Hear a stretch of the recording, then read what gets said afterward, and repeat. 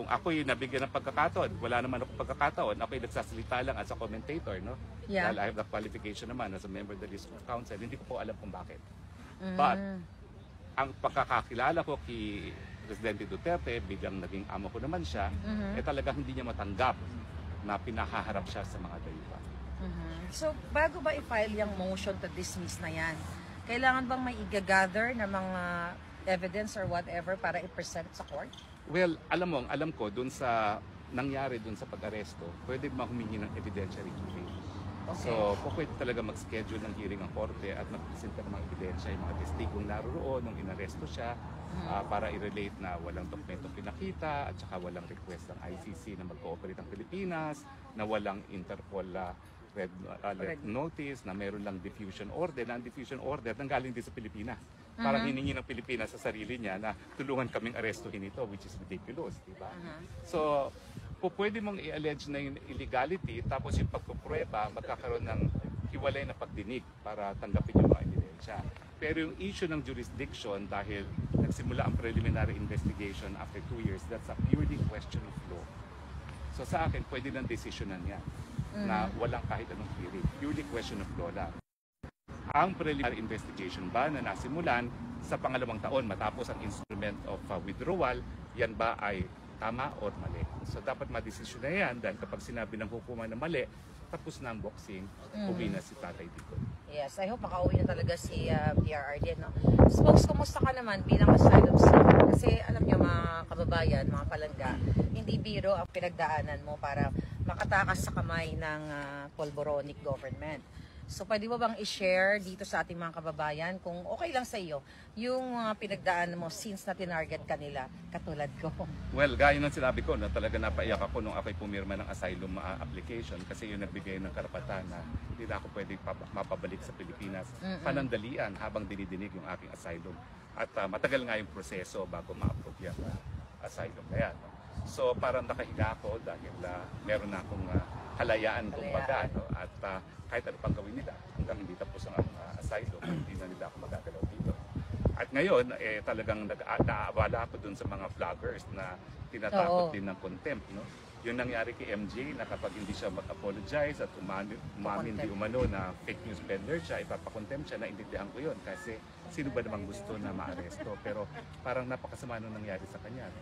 Para siyang ginahasa ang kanyang pagkatao at parang pinaamin na hindi siya ginahasa at nag-enjoy siya sa pag-aabuso sa kanya para lang maiwasan ang pagkakakulong.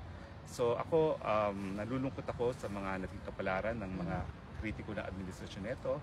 Bagamat sila'y matapang, naintindihan ko rin no, kung bakit marami sa kanila rin ay nag-iisip ng mag-asylum. So ako naman, tumutulong ako at ang sinasabi ko ay ang proseso ay mahaba, pero mas mabuti naman yun kaysa papayagan nila yung World Committee, yung TRICOM na yan na talagang isalawlain ang kanilang mga pagkatao. Kaya ako umalis dahil ayaw kong salawlain nilang pagkatao ko dahil wala silang karapatan na gawin yan.